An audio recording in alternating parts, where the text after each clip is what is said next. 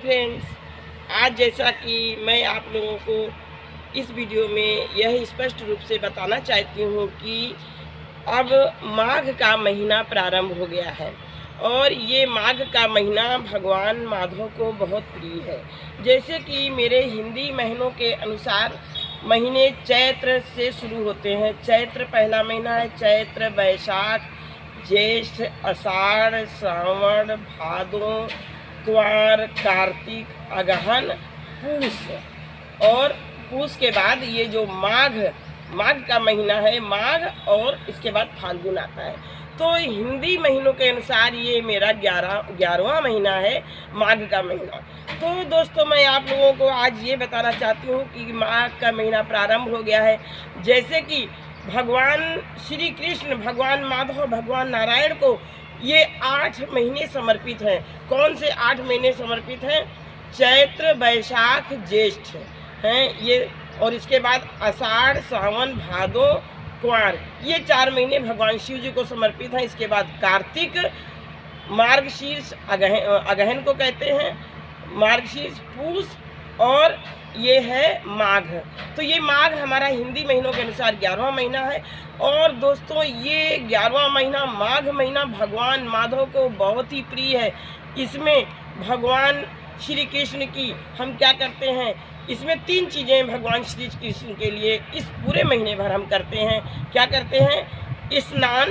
स्नान मतलब तारों की छाँव में, यानी कि तारों की छाँव का मतलब है कि सूर्य निकलने के पहले हम स्नान करते हैं।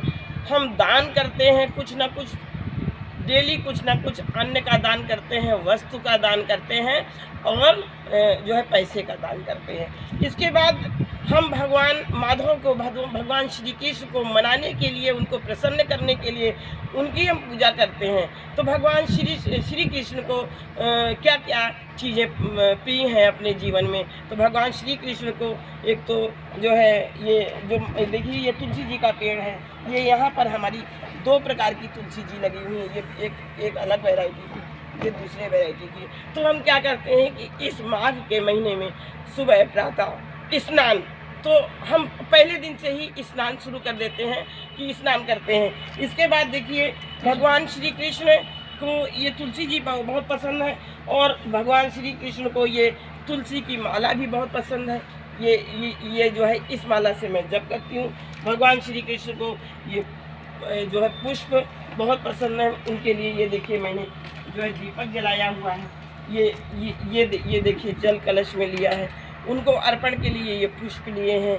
ये हलवे के भोग लगाया है, ये लड्डू बनाए हैं, ये चावल का भोग है, और ये मेरा दीपक है। तो भगवान माधव को, जैसा कि ये हमारा माघ का महीना प्रारंभ हो गया है, और इसके लिए मैं भगवान जो है श्री कृष्ण को मनाने के लिए, उनकी पूजा अर्चना वंदना करने के लिए, मैं ये जो है इस माघ के महीने में, आप ज़्यादा कुछ नहीं कर सकते हैं, तो बस मात्र 3 ही चीज़ कर लीजिए। स्नान कर लीजिए, थोड़ा सी भगवान माधव की, भगवान श्री कृष्ण की पूजा कर लीजिए। पूजा में बस भगवान श्री कृष्ण के आगे उनको भोग लगाना है, दीपक जलाना है, उनको भोग प्रसाद चढ़ाना है, ये पुष्प चढ़ाना है, और उनकी पूजा के साथ साथ हमें जो है ये तुलसी मैया की भी पूजा करनी चाहिए। तो मैं अभी बताती हूँ। इसके बाद भगवान माधव को और क्या प्रिय है? भगवान माधव को ये जो है श्रीमद् भागवत, देखिए ये श्रीमद् भागवत मेरे हाथ में है। इस श्रीमद् भागवत के ये जो है 2 भाग हैं, प्रथम भाग और द्वितीय भाग। तो मैं भगवान श्री कृष्ण को ये श्रीमद् भागवत बहुत ही प्रिय है, क्योंकि जो इसकी 7 दिन की कथा, इसकी 1 महीने की कथा भी होती है। तो भगवान श्री कृष्ण जब द्वापर युग में जब ये संसार छोड़ के जाने लगे, तो उनसे पूछा गया कि अब आप जो है, अब आपका दर्शन कैसे होगा? तो उन्होंने बताया कि जो भी व्यक्ति ये श्रीमद् भागवत को अपने घर में रखेगा, या इसकी पूजा करेगा, या वंदना करेगा, या मतलब समय समय पर जो 7 दिन की कथा होती है श्रीमद् भागवत की, अपने घर में कराएगा, मैं साक्षात रूप से समस्त देवता गणों के साथ मैं आकर के निवास करूँगा। तो दोस्तों, आज माघ के प्रथम दिन से ही मैं ये जो है, ये श्रीमद् भागवत के 11 श्लोकों को जो नित्य प्रति पढ़ूंगी। और जो कि अगर आप लोग पढ़ नहीं सकते हैं तो आप लोग इसको श्रद्धा भाव से और मन से इसको श्रवण कीजिए, सुनिए। तो इस श्रीमद् भागवत का जो एक श्लोक है, महामंत्र है, वो क्या है? कृष्णाय वासुदेवाय, कृष्णाय वासुदेवाय, हरे परमात्मने, हरे परमात्मने, प्रणता क्लेशनाशाय, प्रणता क्लेशनाशाय, गोविंदाय नमो नमः, गोविंदाय नमो नमः। तो ये देखिए भगवान, ये जो श्री कृष्ण का बहुत बाल स्वरूप का जो चित्र बना हुआ है, ये बहुत, ये मैं तो अपने सामने अलमीरा में रखती हूँ और 24 घंटे मैं इनका दर्शन करती रहती हूँ और मन ही मन इनकी पूजा किया करती हूँ। और ये मंत्र भी मैं बोलती रहती हूँ। कौन सा मंत्र? कृष्णाय वासुदेवाय, हरे परमात्मने, प्रणता क्लेशनाशाय, गोविंदाय नमो नमः। अब दोस्तों, ये श्रीमद् भागवतम का महात्म्य है। और सबसे पहले भगवान श्री कृष्ण की पूजा के लिए इनका एक 12 अक्षर का मंत्र है और उसको मैं भी इस माला से जपती रहती हूँ, जितनी मेरी श्रद्धा होती। 1 माला, 3 माला, 11 माला, 21 माला, 41 माला, 51 माला, 101 माला तक इसका प्रतिदिन जप हो सकता है। तो मैं आप लोगों से कहती हूँ कि इस तरह से मैं अभी श्रीमद् भागवत का पाठ कर रही हूँ, क्योंकि ये माघ के महीने में बहुत ही जरूरी है। ओम नमो भगवते वासुदेवाय। श्रीमद् भागवतम महात्म्यम।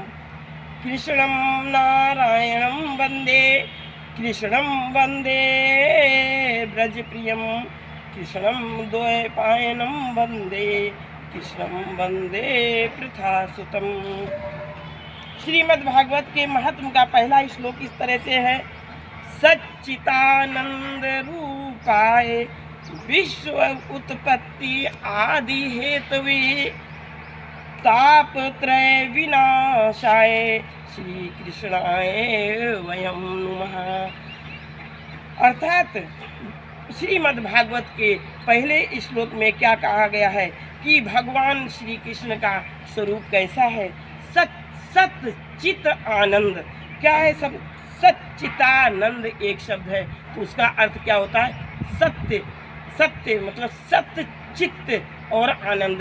इनके भगवान श्री कृष्ण के फोटो को देखने मात्र से हमें इनका स्वरूप कैसा प्राप्त होता है? ये सत्यवादी हैं, चित्त और इन आनंद स्वरूप हैं।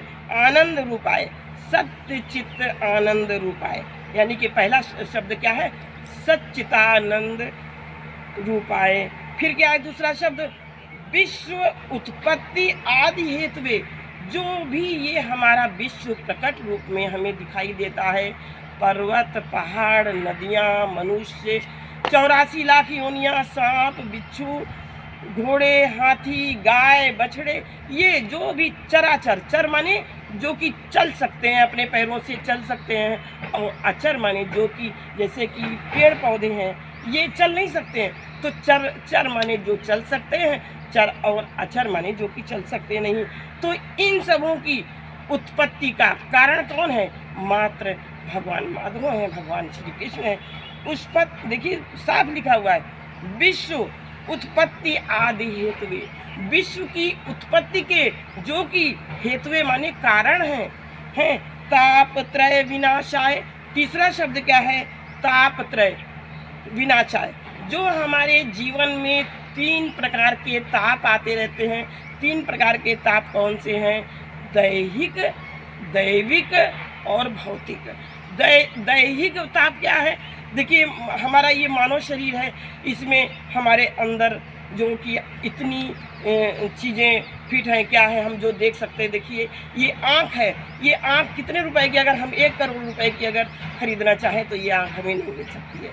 तो ये आँख है, नाक है, कान है, ये तो बाह्य शरीर है। इसके अंदर ये हमारा हृदय है, फेफड़े हैं, लीवर है, किडनी है, आते हैं, ये जो हमारा शरीर है। तो ये क्या करता है? जब इतनी मशीनरी भगवान ने मेरे अंदर फिट की है, तो इसमें कभी कभी कहीं ना कहीं कुछ अस्त व्यस्त हो जाने से हमको दैहिक, इसको क्या कहते हैं, शरीर संबंधी कोई ना कोई पीड़ा हो जाती है। अगर हमने कभी सर्दी हो जाती है, कभी बुखार हो जाता है, तो ये जो दैहिक हमारी बाधाएं उत्पन्न होती हैं तो उनको भी क्या करते हैं। और दैविक क्या होती है कि जैसे कहीं से बिजली गिर गई, कहीं पर भूकंप आ गया, कहीं पर ज्वालामुखी फट गया, कहीं पर बाढ़ आ गई, तो ये हमारी कौन सी आपदाएं हैं, ये दैविक आपदाएं हैं। भौतिक आपदा क्या है, हम मोटरसाइकिल से जा रहे हैं, हम कुछ और सोच के घर से निकले थे, लेकिन हमारा एक्सीडेंट हो गया। कभी कभी इतने खतरनाक एक्सीडेंट हो जाते हैं कि व्यक्ति वहीं पर समाप्त हो जाता है। तो भगवान माधव का मात्र थोड़ी सी पूजा अर्चना करने से ताप त्रय विनाशाय, तीनों तापों का, 3 ताप कौन से हैं, दैहिक, दैविक और भौतिक, ये तीनों प्रकार के तापों को नष्ट करने के लिए श्री कृष्णाय, भगवान श्री कृष्ण की, भगवान माधव की, मैं इस माघ के प्रथम दिन में मैं वयम नुमः, मैं पूजा करती हूँ, मैं अर्चना करती हूँ। तो दोस्तों, इस तरह से ये श्रीमद् भागवत का पहला श्लोक समाप्त हुआ। अब मैं इसके दूसरे श्लोक की तरफ चलती हूँ। यम प्रव्रजन्तम अनुपेत पेत कृत्यम द्वैपायनो विरहे कातर आजुहाव पुत्रेति तन्मयतया तर्वो अभिनेदु सुइष्टम सर्वभूत हृदय मुनि मानतो अस्मि। भगवान, ये श्रीमद् भागवत की रचना महर्षि वेदव्यास ने की थी और महर्षि वेदव्यास जी के पुत्र श्री सुखदेव जी हुए हैं। और श्री सुख, ये इस भागवत पुराण की रचना किसने की है दोस्तों, महर्षि वेदव्यास ने की है। और उनके पुत्र थे श्री सुखदेव जी। और वे सुखदेव जी बाल्यावस्था से ही बहुत ही जो है घर से उन्होंने त्याग ले लिया था और उन्हें छोटी उम्र में 16 वर्ष की अवस्था में उन्होंने घर छोड़ दिया था। तो जिस समय भगवान सुखदेव जी घर से बाहर निकलने लगे, उस समय व्यास जी कातर स्वर से क्या कहने लगे, देखिए, जिस समय श्री सुखदेव जी का यज्ञोपवीत संस्कार भी नहीं हुआ था, अर्थात कि 16 साल की अवस्था में यज्ञोपवीत संस्कार होता है, यानी कि 16 साल के पहले की अवस्था थी, तथा लौकिक वैदिक कर्मों के अनुष्ठान का अवसर भी नहीं आया था, तभी उन्हें अकेले ही संन्यास लेने के लिए घर से जाते देखकर, कौन संन्यास लेने के लिए जा रहा था, व्यास जी के पुत्र श्री सुखदेव जी जा रहे थे घर से, उन्होंने घर त्याग करके, तभी उन्हें अकेले ही संन्यास लेने के लिए घर से जाते देखकर उनके पिताजी श्री वेदव्यास जी विरह से कातिर होकर पुकारने लगे, बेटा बेटा तुम कहाँ जा रहे हो। उस समय वृक्षों ने तन्मय होने के कारण श्री सुखदेव जी की ओर से उत्तर दिया, ऐसे सर्वभूत हृदय स्वरूप श्री सुखदेव मुनि को मैं नमस्कार करती हूँ। नैमिषेषु तम आसीन अभिवाद्य महामतिम कथामृत रसास्वाद कुशला शौनक अब्रवीत। तो अब इस पर क्या हुआ कि उन्होंने क्या कहा कि एक बार भगवत कथामृत का रसास्वादन करने में कुशल मुनिवर शौनक जी ने नैमिषारण्य क्षेत्र में विराजमान महामती सूत जी को नमस्कार करके उनसे पूछा। शौनक जी ने क्या कहा, शौनक उवाच अज्ञान ध्वांत विध्वंस कोटि सूर्य संप्रभ सूतम आख्यायी कथासारम मम कर्ण रसायनम भक्ति ज्ञान विरागा गातो विवेको वर्धते महन माया मोह निराशस्य वैष्णवे क्रियते कथम। अर्थात शौनक जी इसमें बताते हैं, किसको बताते हैं, सूत जी को, कि आपका अज्ञान अंधकार को नष्ट करने के लिए करोड़ों सूर्य के समान है। आप हमारे कानों के लिए रसायन अमृत स्वरूप सारगर्भित कथा कहिए। भक्ति ज्ञान और वैराग्य से प्राप्त होने वाले महान विवेक की बुद्धि किस प्रकार होती है तथा वैष्णव लोग किस तरह इस माया मोह से अपना पीछा छुड़ाते हैं। ये घोरे कलो प्रायो जीवचा सुरताम गता क्लेशक्रांतस्य तस्यैव शोधने किं परायणम। इस घोर कलिकाल में जीव प्रायः आसुरी स्वभाव के हो गए हैं। विविध क्लेशों से आक्रांत इन जीवों को शुद्ध दैवी शक्ति संपन्न बनाने का सर्वश्रेष्ठ उपाय क्या है। इस तरह से अब मैं भगवान माधव को फिर से प्रणाम करती हूँ। कृष्णाय वासुदेवाय हरे परमात्मने प्रणतः क्लेशनाशाय गोविंदाय नमो नमः। कृष्णाय वासुदेवाय हरे परमात्मने प्रणतः क्लेशनाशाय गोविंदाय नमो नमः। इस प्रकार से श्रेयसाम यद भवेत श्रेया पावनानां च पावनम कृष्ण प्राप्तिकरम शश्वत साधनम तद आयुधुना चिंतामणि लोक सुखम सुरद्रु स्वर्ग संपदम प्रयच्छति गुरु प्रीतो वैकुंठम योगी दुर्लभम। सूत जी कहते हैं कि आप हमें कोई ऐसा शाश्वत साधन बताइए जो सबसे अधिक कल्याणकारी तथा पवित्र करने वालों में भी पवित्र हो तथा जो भगवान श्री कृष्ण की प्राप्ति करा दे।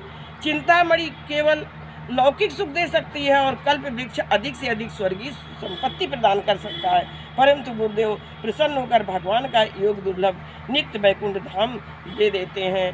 तो भगवान श्री कृष्ण की ऐसी मुझे पूजा बताइए। अंत में मैं कहती हूँ कि कृष्णाय वासुदेवाय हरे परमात्मने प्रणता क्लेशनाशाय गोविंदाय नमो नमः। तो दोस्तों ये श्रीमद् भागवत है और इसके इस माघ के महीने में मैं आप लोगों को जो है 11 श्लोक प्रतिदिन इसका वर्णन करूंगी। जय भगवान माधव की, जय माधव सरकार की, जय राधा रानी की, जय माधव की।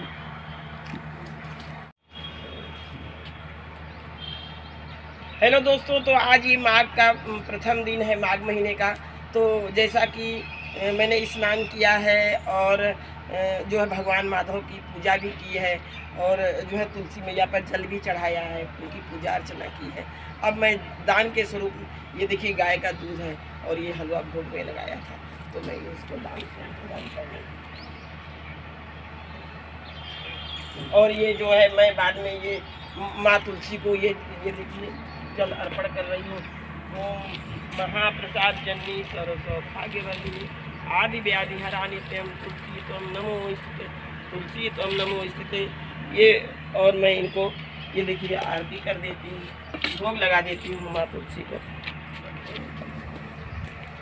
भोगम समर्पयामि, भोगम समर्पयामि, पुष्पम समर्पयामि, पुष्पम समर्पयामि, तंदूलम समर्पयामि, तंदूलम समर्पयामि, तंदूलम समर्पयामि। महाप्रसाद जननी सर्व सौभाग्यवर्धिनी आदि व्याधि हरा नित्यम तुलसी त्वं नमोस्तुते। महाप्रसाद जननी सर्व सौभाग्यवर्धिनी आदि व्याधि हरा नित्यम तुलसी त्वं नमोस्तुते। ओम यानि कानि च पापानि ज्ञाति अज्ञाति कृतानि च तानि सर्वाणि नश्यन्ति प्रदक्षिणा पदे पदे। तो दोस्तों इस प्रकार से मैंने सूर्यदेव की भी पूजा कर ली है, भगवान माधव की भी पूजा कर ली है और तुलसी मैया की भी पूजा कर ली है। ओम जो है इंद्राय नमः, ओम इंद्राय नमः, ओम इंद्राय नमः। तो आज दोस्तों ये माघ मास की पहले दिन की मेरी पूजा संपन्न हुई। आप लोगों से निवेदन है कि अगर आप पूजा नहीं कर सकते हैं तो आप जो मैंने ये श्रीमद् भागवत के श्लोक आप लोगों को पढ़ के बताए हैं, कृपया इनको श्रवण कीजिए और हमारा हौसला इसी तरह से बना रहे। तो हमारे चैनल को सब्सक्राइब करिए, सपोर्ट करिए और शेयर कर दीजिए, प्लीज़ प्लीज़ प्लीज़।